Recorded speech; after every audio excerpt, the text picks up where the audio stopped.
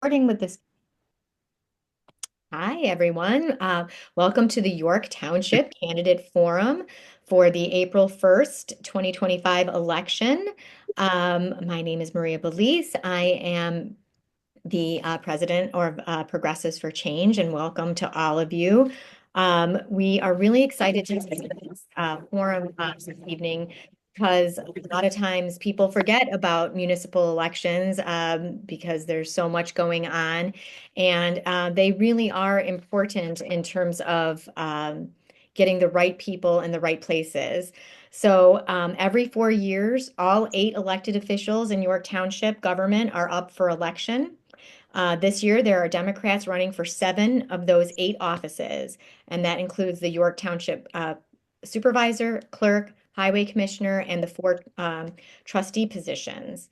Um, and the Republican candidate for the 8th office is Township Assessor, is running unopposed. The township government is a layer of government that a lot of voters really don't understand. I don't really understand, so I'm looking forward to this forum and session. And a lot of folks don't know what the township does and why it's important. So tonight we're going to hear more about the responsibilities of the township government in Illinois, along with hearing from all of the Democratic candidates that will be on your ballot so that you can make an informed decision and get out there and vote. So without further ado, I am going to introduce Joanne Tyree, who is helping this fabulous slate of candidates get the word out. Thank you so much, Maria. And thank you to P4C, to Jim Mueller for helping us get this set up, to Maria for hosting, and to everyone who's attending. Um, as Maria said, my name is Joanne Tyree. I'm wearing a few hats right now. I am managing the campaign for this slate. And those who know me know I only manage campaigns when I believe in the candidates. So, obviously, I see something in all of them that makes me want to help make sure that they get elected. I'm also work for as a volunteer for DuPage Dems, the county party, as the candidate support chair. So we have a small team supporting candidates, and I am a precinct committee person here in Villa Park. So let me tell you a little bit, because I appreciate that most voters don't know much about townships, if they even know they exist. And frankly, I think our candidates would say when they've been out knocking doors recently, they're getting confirmation of that fact. People don't really know what townships do. Um, so it's a layer that's unique to Illinois and some other states. It's certainly not everywhere. Let me give you a little bit of a history lesson. Townships were formed in Illinois back in 1850, so pre-Civil War, right? And of course, back then, if we can use our imagination, York Township and all of DuPage was pretty rural, right? It was dotted with some little villages and towns, but certainly nothing like it is now. So townships were formed with 3 specific purposes, and these are still the 3 specific purposes for townships. The first one is general assistance. So that really means townships are the government body charged with being responsible for providing for the needy and the vulnerable among us, right? So in every community, even in, relatively well-to-do DuPage and York Township, there are people who need help. Sometimes, for a long time, many times on a temporary basis, especially with what's going on in Washington right now. I think we expect to see more of that. Oh, I'm so sorry. Uh, the that totally distracted me. So that's something villages are not charged with by statute. The county's not charged by statute. That's a township responsibility. A second one, I know it's our favorite, everyone's favorite, is real estate assessment, right? So our property taxes are based on assessment. There's an assessor elected every 4 years. That's the one opening, as Maria said, that we don't have a candidate for. It's a very specialized skill set. So they're the ones who decide what your house is worth, right? And that goes then to the tax rolls. And the third one is bridge and road maintenance. Now, that's not all bridges and roads. That's the relatively small number of bridges and roads here in York Township that are not maintained by one of the villages or municipalities. So it's really unincorporated highways. They do plowing, they do storm drainage management, that kind of thing. And I know Jim Carrey will talk more about that.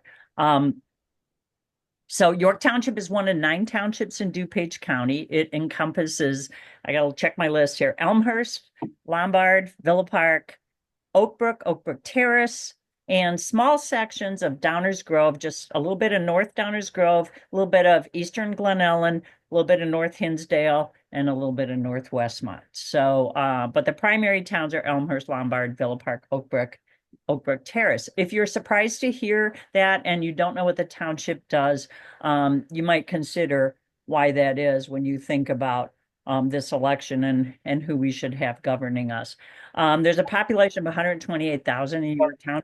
Over 60% of that population is made up of families, mostly working families, middle class, right? With the exception of, some enclaves here and there. Since 1839, which is when York Township kind of self-incorporated before the statute and all came into place. Since that time, York Township has been ruled by a Republican majority. In fact, we went back and looked, and we could only find one instance of a Democrat ever serving in any elected office in York Township, which is interesting. So just one, right? And which is interesting considering how hard all of us have worked to turn the rest of DuPage County blue and how many Democrats we see in other offices, but we have not been successful in cracking the nut of township government. And we aim to change that in this election cycle. We already mentioned there are 8 elected officials that run every 4 years. I was interested to see that their slogan for York Township is the government that works for you. That's sounds great, right? It's all American apple pie. I think as you listen to the candidates talk tonight and some of the things that they're campaigning to improve and to change, listen for that, whether or not you think the government is actually working for all of us who are taxpayers here. We don't think so. That's why we have this slate of 7 outstanding Democrats running. One thing that's really different, by the way, in these consolidated elections is that township elections are partisan. You have to run as a Democrat or Republican.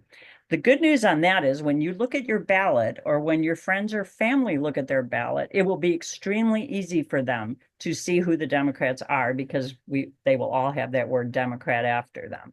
So although we'd love you to get to know everybody's name before you go vote, if you forget someone's name, just remember they're the Democrats, right? I think it's time, myself, as I've worked on this campaign, as I've gotten to know these candidates, and as I've learned a lot more about what's going on in York Township, it's time to elect people who share our democratic values into office here. We need to do that. We need you to ask your friends and family to vote.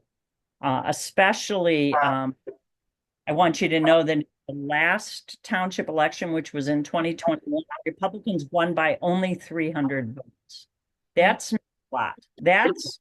We can beat that. We can get more than that. All we need, because there's more Democrats in this township than there are Republicans, is for all of us to get out and vote. I know a lot of people don't vote in this election. Turnout's usually 20%. But this is something we really need people to do, right? And by the way, election day is, of course, April 1st. I know, and you know that a lot of you are looking forward to spring break that week. So, please cast your ballot ahead of time if you're going to be gone. Early voting starts on Monday, the 17th. Vote by mail ballots will be in the mail starting tomorrow. So you should see those early next week. So hopefully that gives you a little view. Obviously, you'll hear more from the candidates who are the really important people on this call. And let me throw it back to you, Maria, I think. Yeah. So tonight we have with us the 7 candidates who are running as Democrats for the York Township positions that are available. We have Tim Murray for York Township Supervisor. Hello, Tim. We have Gary Klepke for Clerk. Jim Caring for Highway Commissioner. And then the four candidates who are running for the trustee positions are Al Rago, Ilsa Messner, Joe Amore, and Angie Sutherland, who happens to also be my neighbor and has a cute little dog. So love to see them walking. So we'll start out with our 3-minute statements. And Tim, we'll start with you on why you're running and if you could describe a pillar of the Slate's sort of platform that you want to voters to know about. Okay, thank you. And my name's Tim Murray. With over 30 years of experience in the hospitality industry, I bring a unique set of skills supervisor. Experience of working for 2 nonprofits and directing the 7th largest apprenticeship program in the U.S. I have the skills to analyze the fiscal. Oh no, Tim's you're frozen. Response. In addition, the quality of hospitality is something I will bring to the team at York Township, instilling a culture of hospitality in the team at York Township will be a zero budget line item, but an effective way to interact with both the clients and volunteers. And finally, I had the opportunity to use the services at the township as a caretaker for my in-laws. Having that experience from the user side gives me a great understanding of improving the services and innovating services at the township. I decided to run because I see people in our community in real need, and the township today currently does not service those people. The township is satisfied with a lunch program for the seniors and a varied amount of services that have never been changed in the past 15 years.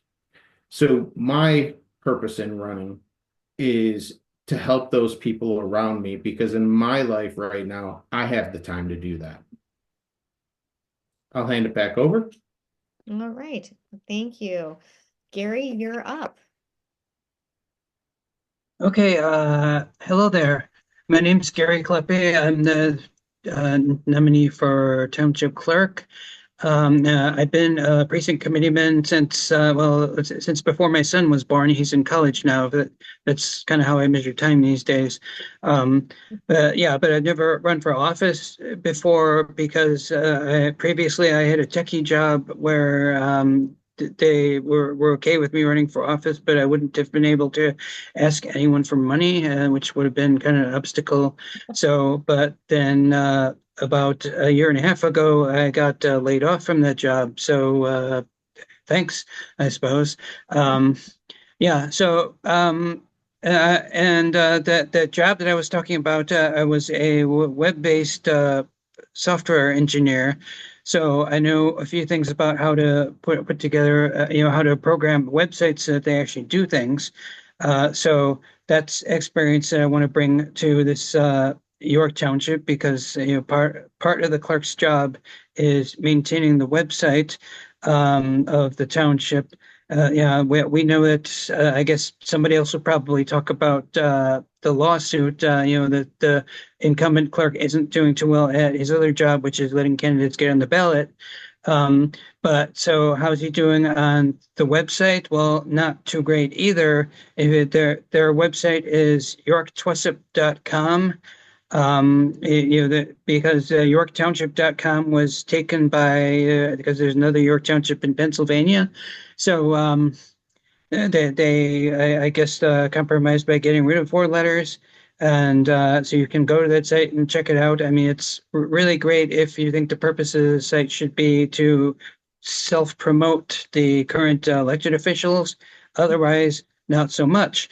You got it's very hard to find information on the site. I'm not really a designer, but when I know a little bit about it, one thing I know is that you should be able to, it should be organized that you can find the information that you're likely to be looking for right away. And this one is not. And you also can't really do anything with this site. If you want to book any township services, they give rides to seniors, or any sign up for an event, you have to call. You have to call the township office. And as Tim talked about, that can be problematic. You have to get a hold of the right specific person who can handle that for you. So, I mean, you should be able to reserve service in the website. I mean, my car dealer does that. I can go and reserve an appointment for that. Costco does that with the tire center. My doctor does that. So, there's no reason you shouldn't be able to do that. All right. So, thanks, and we appreciate any help you can give in getting us there. Thank you. So next up, we have Jim Caring for Highway Commissioner. Oh, you're on mute.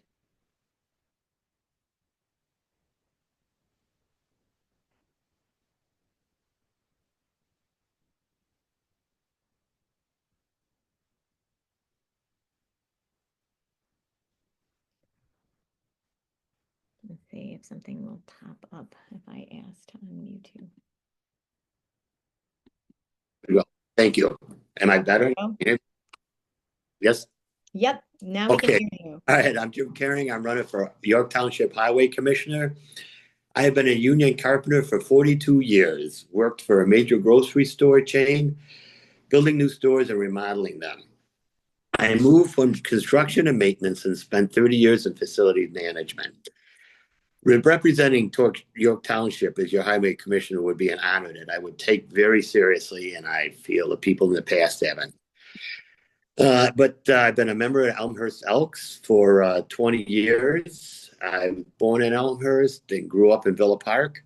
3 children, and I sent all of them through baseball, softball, and basketball camps, and I trained all of them. None of them are pros. Doing better. But yeah, I'm hoping to be your next highway commissioner. My focus on would be really transparency. It's out of control in that place. They don't. You can't get a hold of anything. And so that's my goal, is transparency and to be there. Be there. Well, thank you. That's what I'm running for. Thanks. So now we're going to move on to the trustee positions, and we'll start with Al. Hi, I'm Al Rago, running for trustee. A little bit of background about me. I grew up, born and raised in the Chicago area, been a resident of York Township since 1990. I went to the University of Illinois down in Champaign and graduated with a Bachelor of Science in Mechanical Engineering, ILL. I've been an IT consultant for over 30 years. And I was very active in the community when my kids were born and growing up, going to all their school events, coaching all of their different sports.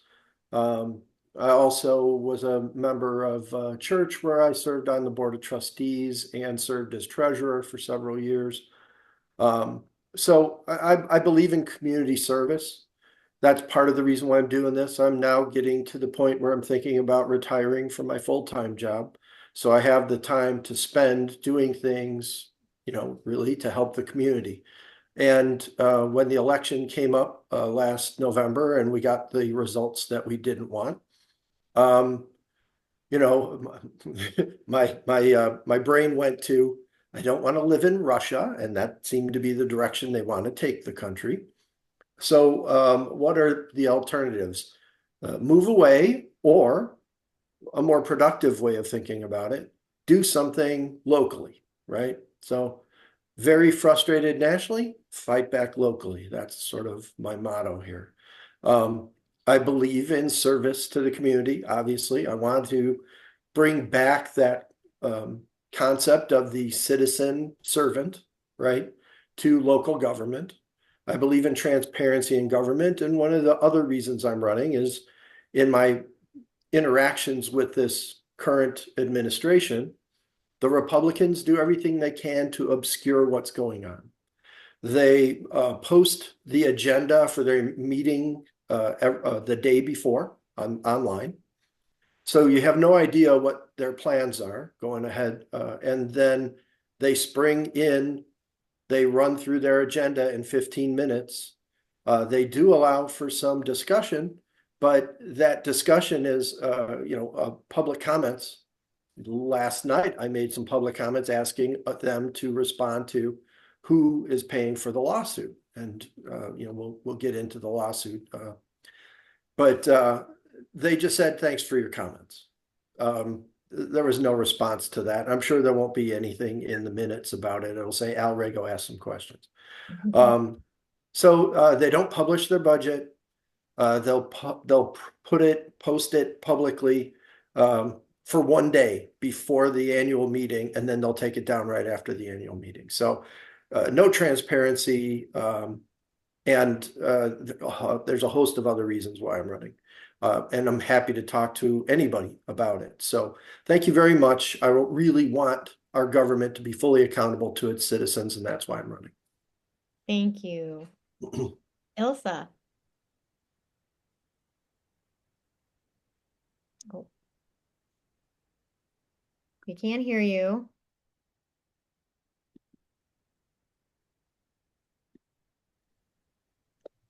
Okay. Okay. My name is Ilse Messner. I'm running for York Township trustee. I've lived in Lombard with my husband for over 15 years, and we love living here. And this is our home, so we really care about what happens at York in the York Township area. I have over 20 years of experience in the finance and accounting industry and an MBA from the University of Chicago. I currently am the treasurer of the DuPage County Democrats, and I am the secretary of the York Center on the York Center board. And I also volunteer providing free tax assistance to low-income families. I grew up in a low-income family, so I really understand the importance of community services and filling the gaps when the ends don't meet. And right now, we have very limited services at the township. The food pantry hours are only from 9 to 11 a.m. in the morning. You actually have to fill out an application to qualify to use the food service, and it's just very limited.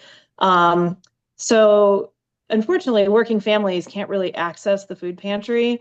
I know you hear about it a lot. You see it in their literature that we have a food pantry, but really most people rely on other areas for the food pantry, like the outreach house, because the township is so limited that we really need to expand the hours, expand the services of the food pantry, adding in weekend, evenings, and a few mornings still, but I don't really see why 2 hours a day is the maximum amount of time the food pantry is open.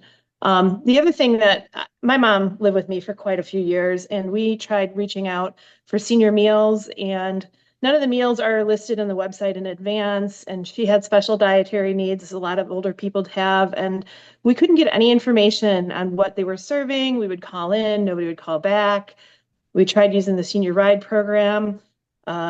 It's very difficult to use. It's great that they have it, but it books up. You have to make sure you're home again by 3 p.m.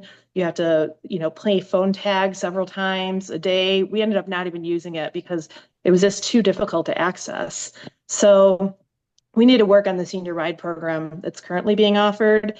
And I think a great way to do this would be to try to engage some volunteers, maybe to man the food pantry during certain hours, or just stagger the hours of some of the items being offered, maybe see if we can look into using volunteers for the senior ride program to maybe even expand it to just offer services to disabled people too, and maybe not just seniors, because these are the people that need the ride program the most.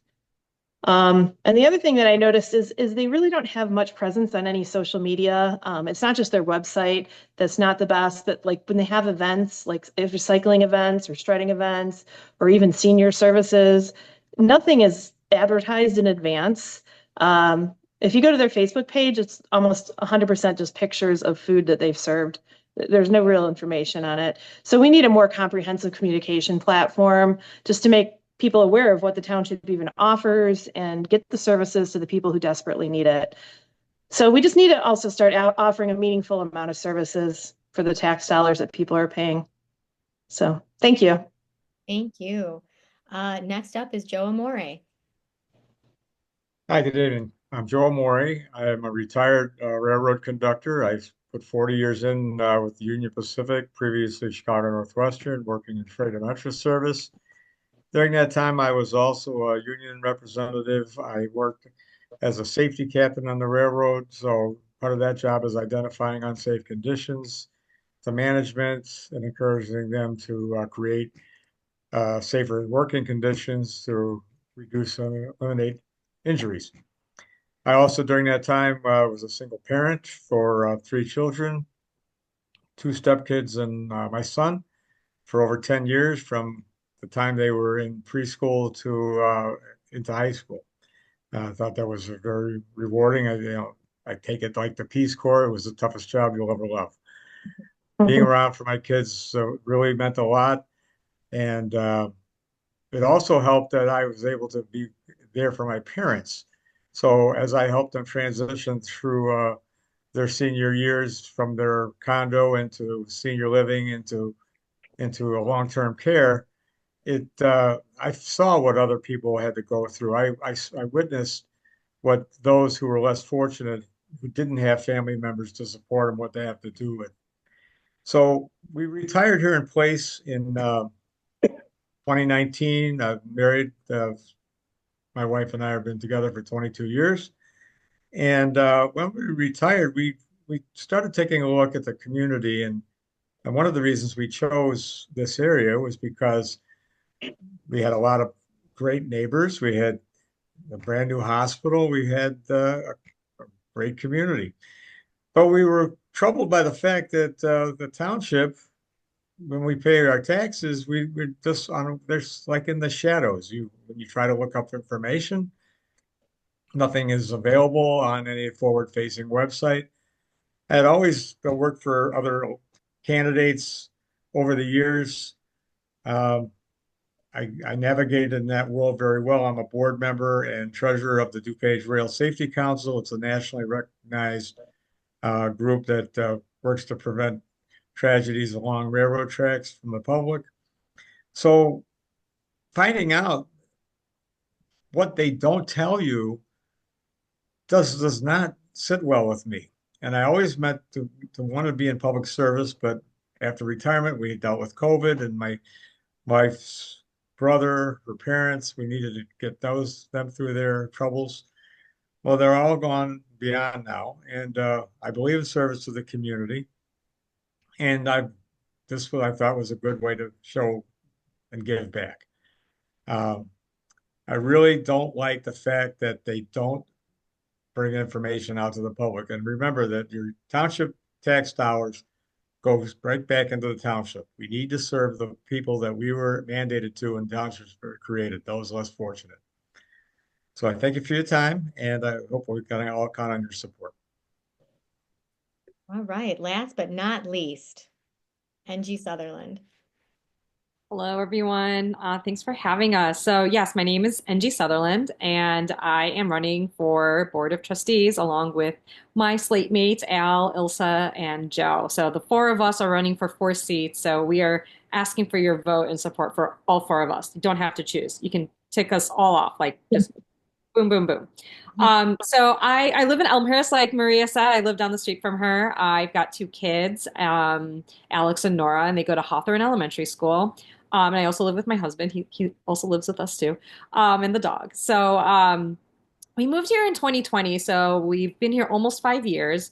I love the community. I love being involved with the community. Before I moved to Elmhurst, I actually served 4 years as an elected member of the local school council. And that's where I really got my feet wet into local politics, where we were responsible for hiring the principal, approving the budget and budget transfers, and developing and approving the school continuous improvement plan. This was a governing body that was recognized by the state of Illinois, and we had to follow Open Meetings Act, and we had to publicize our agendas. We had to put in. I was a secretary for 4 years on that board, where I was responsible for writing the minutes and making sure that the information that we did, or the work that we did, the business we did, was reflected in the minutes, and people could read up on and see what happened. And if they had questions, they can reach out to us. Unfortunately, that is not the case with York Township, as you've heard from everyone else. The transparency is it's non-existent.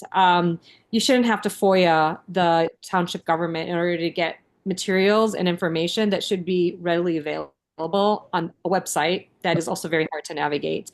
So thinking about how they're trying to obscure some of this information, you have to wonder what is it that they're hiding. If the only way you can get information about what's going on in the government is to physically be at their meetings in person because they're not recorded, they're not live streamed, and the minutes have very little information.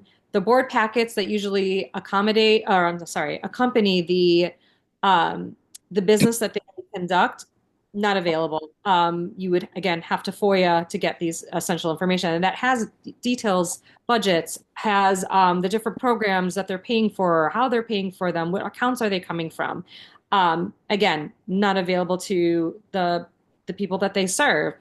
Running on a campaign platform of transparency. My background is in actual science. I'm an actuary, I'm a fellow with the Society of Actuaries. So I'm very involved with data analytics, final planning and analysis, projections. So I get into the numbers, I get into the weeds, but it's really important to know that the numbers are not just numbers. They actually highlight what are our priorities, how effective and efficient are we with the money that we receive and the money that's being spent. And again, none of that information is public or available unless you happen to be at a certain place at a certain time. And myself and as well as all the other members, we plan and we are committing to changing that so that the people that we serve as part of the decision-making process and that they are informed and there's actual accountability and transparency. Thank you. Thank you. Well, I'm sensing a theme, and the theme is transparency or lack of it.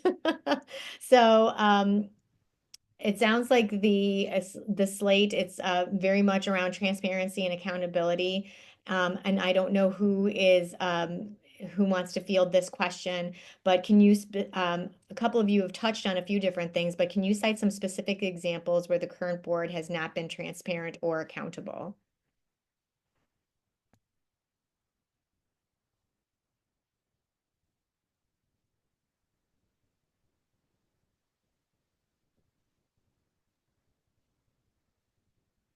I think Angie was going to take that one. You're on mute. You're on mute. Yeah. Sorry, I apologize. Yeah, that's me. So like I mentioned before, there are some examples that they are not showing transparency or accountability is one, the meetings. The meetings themselves lack a lot of information. There are board packets that usually accompany these meetings, and they're not available to the public. If you look at other government bodies, City of Elmhurst, they publish the board packets. The Elmhurst School Board, they publish the board package, which may have presentations, may have, just details about the numbers. That's not available. That is something that you would have to FOIA in order to get it. If you could ask for it and they could say yes, they could say no. Otherwise, you would have to FOIA. And then the minutes that they have after a meeting, which, is part of their obligation, again, doesn't contain that information. So it's really hard to understand what is it that they are spending our money on. How much of it is it effective? Is it efficient? Like we know that the general aid that they are obligated to provide, they're only spending 40% of those dollars on aid and 60% on salaries and overhead. And we only know that because the Elmhurst Patch wrote an article about it. So I see Joe's hand up. I think you want to add some more. Please go ahead. Oh, thank you. One thing I wanted to add is that we have no idea how money is spent on a regular basis.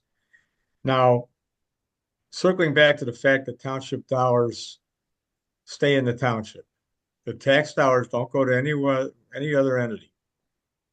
The problem is that like when we all decided to run for office, we had no idea after the current administration was sworn in that they would put these draconian, drastic pressures and cuts on people. And we're uniquely positioned to help our neighbors in the township. So without raising taxes, we can't even have the conversation with the sitting board about how they can redirect resources and how to best serve our community unless we have a presence on the board. Then we can have that conversation and maybe we can try to uniquely figure out ways to expand services or even, God forbid, keep services that are already on the chopping block intact. I mean, they're talking about meal programs and things being cut at the federal level. That's going to work its way down to us. So we really do need to consider our neediest people. Without having a presence on the board, there's no way we can work to make any changes and bring those people back to having some kind of livable lifestyles with housing assistance and without raising taxes. We could at least look at the money that's being spent and figure out a better way to save it. Yeah, and one of the things we wanted to add to that too is currently the only way we see what vendors are being used at the township is to FOIA the town bills. We did that.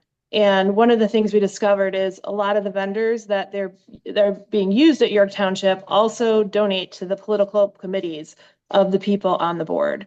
And that coupled with the fact that we right? can't, yeah, well, and we can't tell how they do any contracts. We can't get any information on how the bidding process works. So it makes you question, are they offering a fair and, a fair bidding process or not?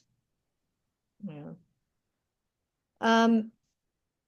I know that there was a question about federal monies, and we can get to that later, but I want to make sure that I get through the questions that we had talked about earlier. And the second question that we had was, in addition to steps taken to be more transparent and accountable, what other short and long-term goals do you all have as a slate for York Township? So I'll take that one up and really simple, uh, short-term goals, a basic needs assessment must be done once we are in office. Because as you've seen, or as you have heard, transparency is a big issue with us. And the efficient use of tax dollars is something that we suspect is not being done. So a complete needs assessment along with a line by line review of the budget. And that may not have the soundbite of a Democrat, but we need the money to go to resources and to other services. So we're going to have to review each line item to see where the waste is, because something is wrong. Only 32% of the budget is being used towards direct services, and that's just wrong. There's something going on. So from a short-term aspect, a needs assessment, a line-by-line review, and then finally, for a short-term goal, as the supervisor, what I'd like to see is a healthy board. And a healthy board to me represents a board that spends time at the meeting. Maybe let's just start with a short-term goal of an hour. That would be 4 times more time the current board spends in a board meeting, because everybody just gets up there, says I, and you're done. And I know through the boards that I've been involved with throughout my life, healthy discussion, and as professionals, we may disagree, and as professionals, we may be able to see the other person's perspective. And that creates a healthy board and a healthy organization. And that would be a short-term goal that I think that the taxpayers would see immediately with this slate. I've had the pleasure of working with this slate the past couple of months, and we all are have a unique set of skills that we bring to the table, and we discuss things. There is not a sheepish action of this group. We are all individuals and we act as a team. And it's great when somebody could bring a perspective to me and I could say, oh, that's great, Angie. I didn't realize that. So from a short-term goal aspect would be the needs assessment, the line by line of the budget, and having the taxpayer see a working board in action. And as far as a long-term goal, really, I have to go to our three pillars. We really have talked about transparency, but the rest of the slate will start to talk about the other two, meaning the efficient use of tax dollars and innovating services. And then my end goal, and I think that the slate would agree, is to be proud of what we have accomplished, rather than the current administration is just really a closed door society. Anybody else want to follow up on that? I believe we wanted to talk about open bidding process as well, to make sure that we have fair and open bidding to qualified people in the township. So it doesn't necessarily mean the lowest cost bid, but it would be to qualified bidders, and just have an open process that, the township could see why we picked each vendor. So to clarify, that's the responsible bidding ordinance, and it's an ordinance that municipalities can adopt, and some of the requirements. And Joe, you have a lot more understanding of this than I do, but it requires that you go to the most qualified bidder, not necessarily the lowest bid, because you want to make sure that your public projects actually stand the test of time, and that you're not going to have maintenance and repair issues in the future.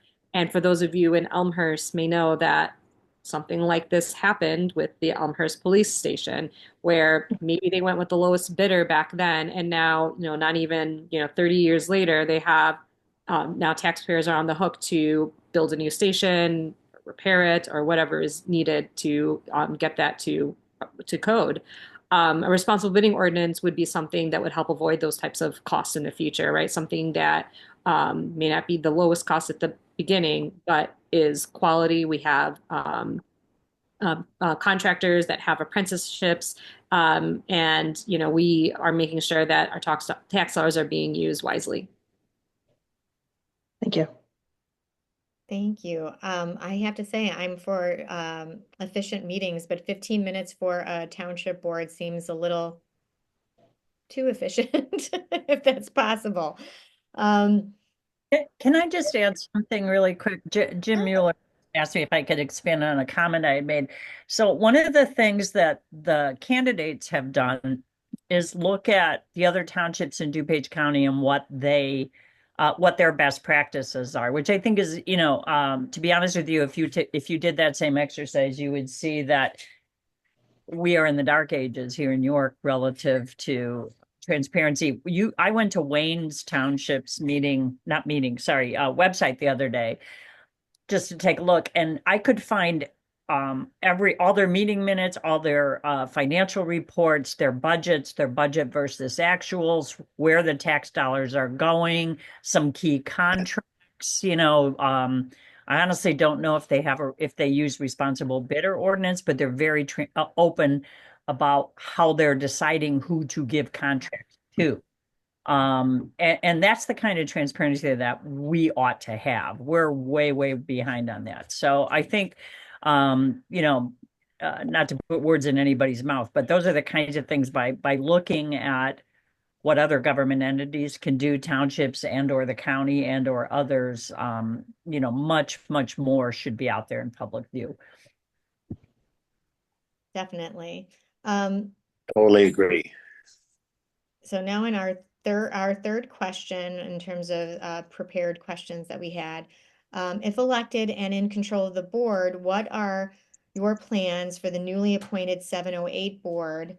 And can you tell us why it's important? So I think on that question, we might have to back it up because explaining what the 708 board is. So Yeah, I'm not sure yeah. who's taking that one on. Sure. This is Al. I'll be happy to take that one on.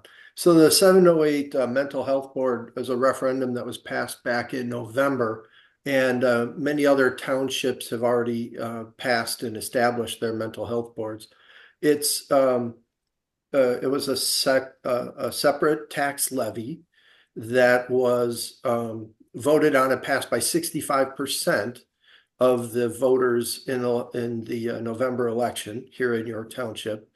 And what it does is it provides specifically funds for mental health, people who have mental health issues, people who have disabilities, and people with substance abuse problems.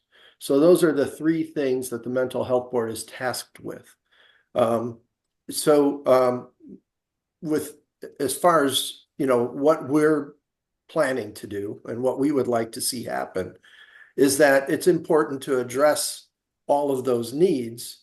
And the first thing that you're mandated to do is to do a needs assessment of the community.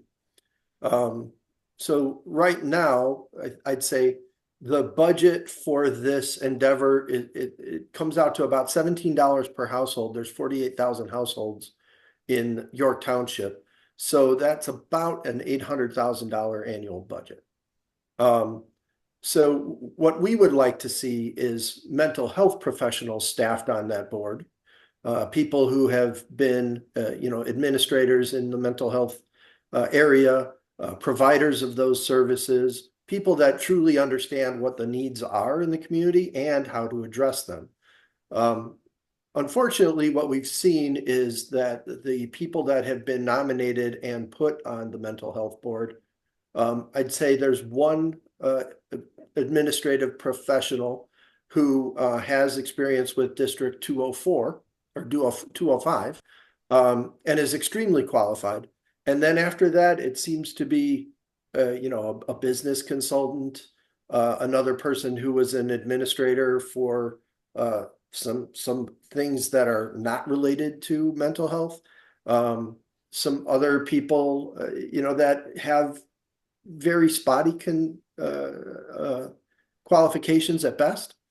So we would really like to see if we can make some shifts in that and appoint some people that really are well qualified. There was also an organization that proposed a whole bunch of extremely qualified candidates, and they tried to show up at the board meeting in February to ask about those candidates and if they were considered.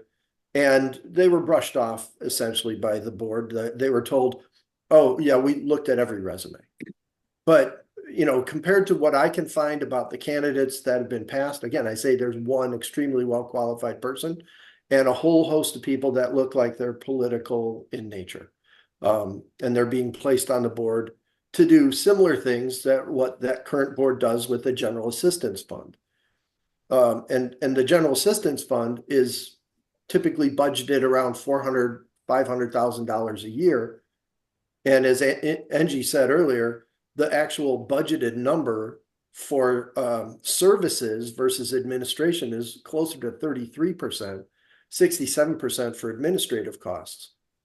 What I fear is that they're going to try and do the same thing with the mental health board, that they're going to try and create the different entities that the board's allowed to create, staff it with a whole, try to provide as little service as possible and absorb as much money in administrative costs by paying them out to, in some cases, it's been donors, right? So we don't like their track record for how they manage these things, and it looks like they're trying to do the same thing with the mental health board that they do with everything else. They operate in the dark. They give you very little information. They don't tell you what their plans are. And then they just steamroll through a meeting and say, okay, here, we're going to do this. Does everybody approve? Yes, we all approve. Okay, voted, passed. So the importance of the mental health board is to get the money into services to help the most needy people in our township, not to pad the patronage of the Republican administration. Yeah, it seems to me that if the first order, if the first sort of mandate, I guess, for a township is to care for the needy, that ratio of 33% of, funds for the general assistance fund going to Yeah, going if I to could, actual services versus 67% going to admin seems a little out of whack. could I make one more point about this? So Sure. the general fund, the general assistance fund, is $440,000, at least it was last year. The overall budget for the township is over $5 million, right? So out of $5 million for an organization that's supposed to provide assistance, they spend $300,000 on administrative costs, and they only make about $170,000 available for services out of a $5 million budget. It's kind of ridiculous. Now, of course, there's other things they need to provide, but if you compare York Township's general assistance fund administrative costs, about $295,000, say Milton Township, just next door to us, they spend about $148,000 to administer their general assistance fund. They serve 43,000 households. We serve 48,000 households. So it should be about the same. Yet our costs in York Township are twice as high for administrating the general assistance fund. It just drives me crazy. That's why I'm running. I hate this stuff. I want to make some changes. I think we can do way better. And that's why we really want to get our message out and get the Democrats to turn out and put these people into some other business, because we don't like the way they do business here. So thank you for letting me speak my piece. I'll be quiet now for a little while. No problem. Joanne, you had something that you wanted to add? I was just going to add to that. I'm sure everyone here is seeing and gasping with horror every day at what's going on at the federal level. The federal government's decimating the social safety net, right? The very services that the township is tasked to provide. A few details about that is things like maybe somebody lost their job, you know, and temporarily they need help with their electric bill or rental assistance, or these are generally temporary assistance kinds of things. It's not SNAP or anything like that. And I don't know about you, but my expectation is more and more people will be needing that service given what's happening in Washington. So to me, it's a moral imperative that we figure out how to use much more of that total township budget to help our fellow citizens that are in need and the increasing number that I would expect to see. So. And that raises a question that came through that's related, which is there are all these federal spending cuts to a lot of programs that are designed for people who are needy and who need the assistance and who need some special care. Does the township receive federal monies or no? Not that we are aware of. Okay. And but No, to Joanne's point, they right? do get donations from things like, the turkey trot. They donate $10,000 a year usually to the food pantry. So Gotcha. they do take in some donations, Okay. but no real federal grant money or anything Okay. like that. So which makes Joanne's point even more salient in terms of all these cuts are happening at the federal level. There will be most likely more need in the township with our fellow citizens either losing jobs or losing assistance from a SNAP program or some other program that they might rely on. There was a question in the chat that I think it would be good for someone to address, and that's whether you all are running as a slate and how does that work is it a possibility that, maybe only two of you get on as trustees, hope not, but how does that all play out? I guess I could talk about that. Mm-hmm. So, I mean, yeah, we're basically, the three of us, Tim, Jim, and myself are running independently. I mean, as far as the vote counting goes, the four trustees are running against their four trustees. So out of the eight of them, the four highest vote getters become trustees. So yeah, it's completely possible that we could end up with a mixed group. Um, and if that happens, we just have to deal with it. I mean, if we get even one person in there, that would be good because that one person would be able to ask questions at the meeting, and just not rubber stamp everything that whatever Valley puts in front of them. If we get, it could happen that we get 2 and 3 either way, then whoever has the majority rules, I suppose. And, I mean, I wouldn't be able, if I were just in there with all the Republicans, I wouldn't be able to do much. But on the other hand, I could make sure that 4 years from now, the next people get on the ballot and don't have to sue. So that would be something. And just keep a watchdog over some of the records that are, I could, probably do a lot better with transparency as the clerk. Tim, if he gets in as a supervisor, could do a lot, even with a bunch of Republican trustees. Hopefully we get all of us in or most of us in, but and Jim's position is pretty independent, so he'd be able to do a lot, even no matter what happens to everybody else. But yeah, so hopefully if we work hard, we should be able to. Oh, and there was another question in the chat, but if I'd like to address if it's possible. Somebody asked, Jim Mueller asked about there is a meeting coming up after the election. There's going to be the annual township meeting, which is a thing that's mandated by state law.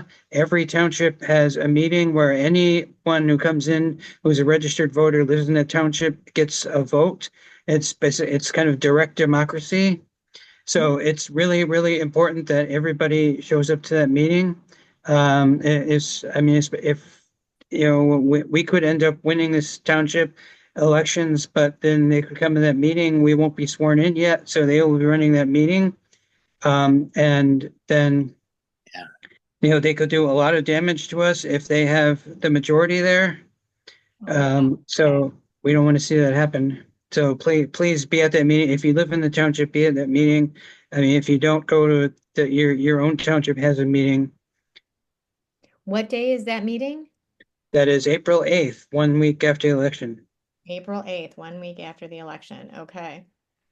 Yeah. And they, by the way, they won't post any of the information on the budget or the supervisor's financial statement until the day before the meeting, because that's all the state statute requires. They'll post it on a board in the township office. And again, like we stated earlier, the minute that annual meeting is over with, they take everything down. Yeah.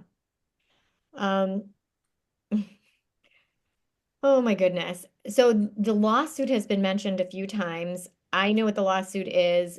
Could one of you explain the lawsuit that you are referencing, what the implications are and why it is so problematic, and another indication of a transparency and accountability issue for this current board? I'll address that. First off, we won. I had to enter into a lawsuit as the plaintiff, meaning that I brought the lawsuit.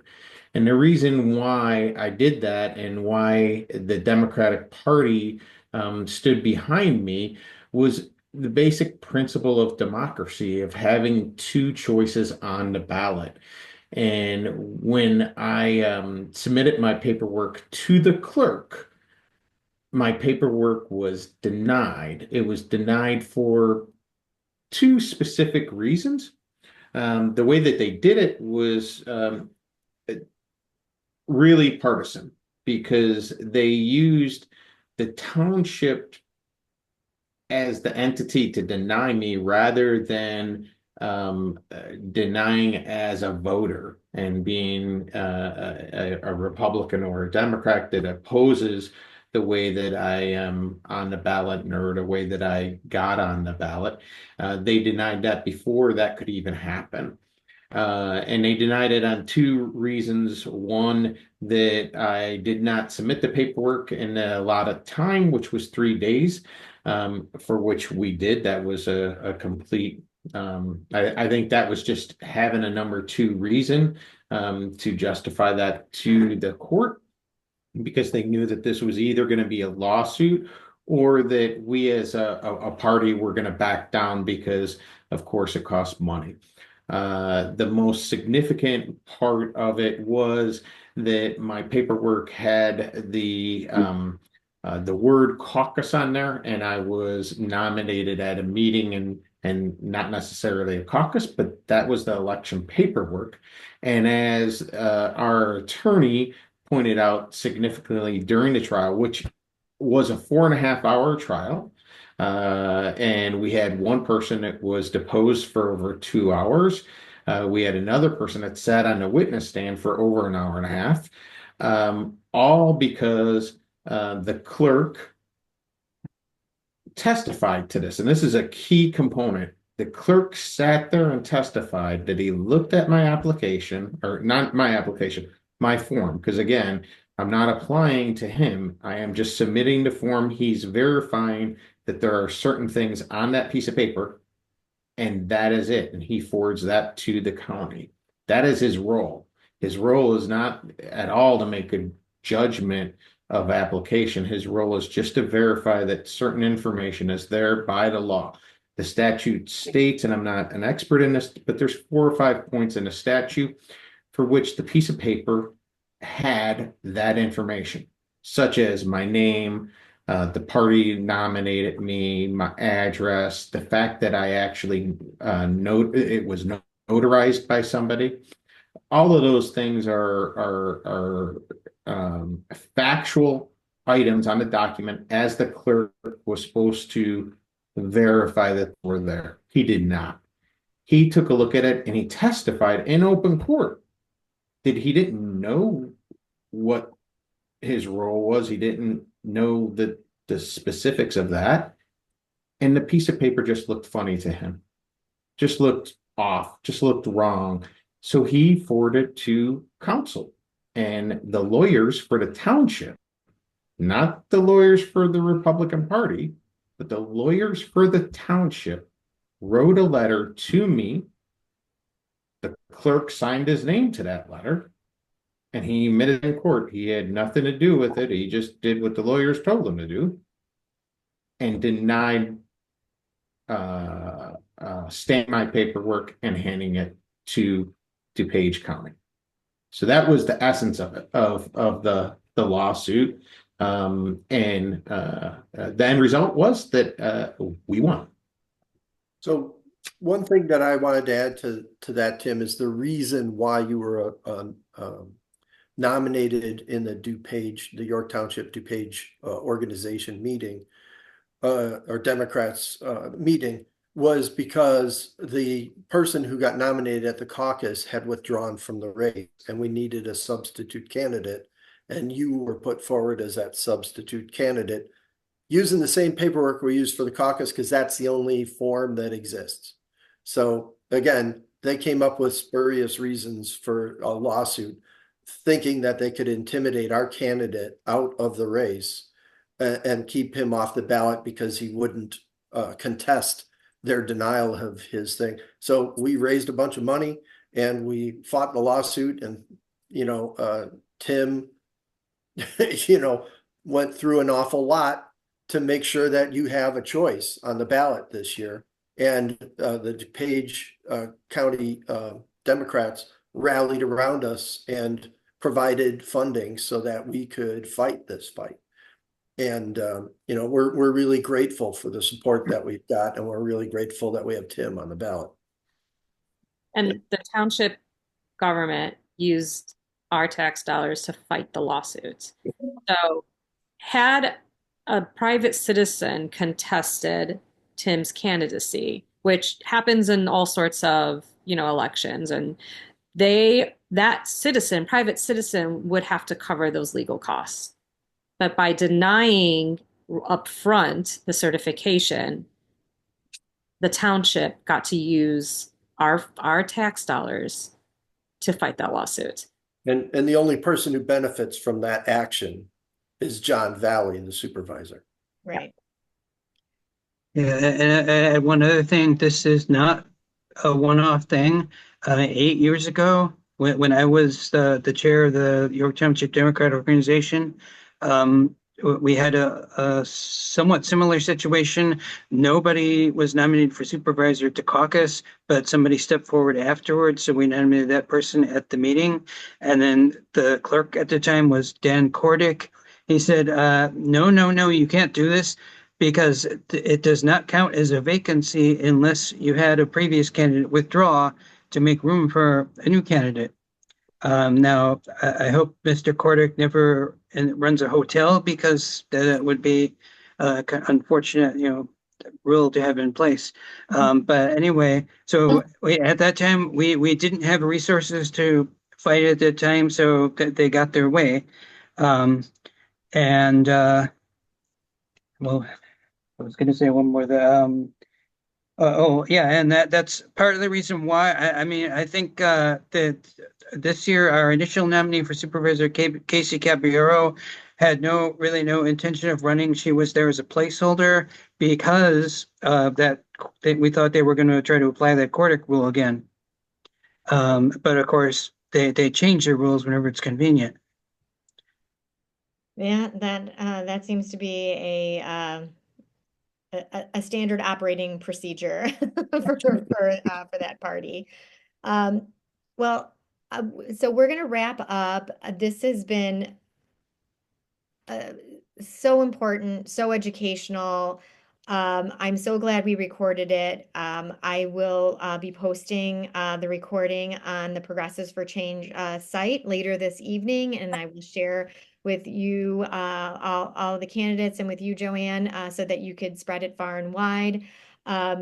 Accountability, transparency, that's all you're asking for, and to spend the money where it should be spent for the people in our community who are the most needy. So I will close with saying early voting starts on Monday, St. Patrick's Day. I'm wearing my green. Get out there and vote.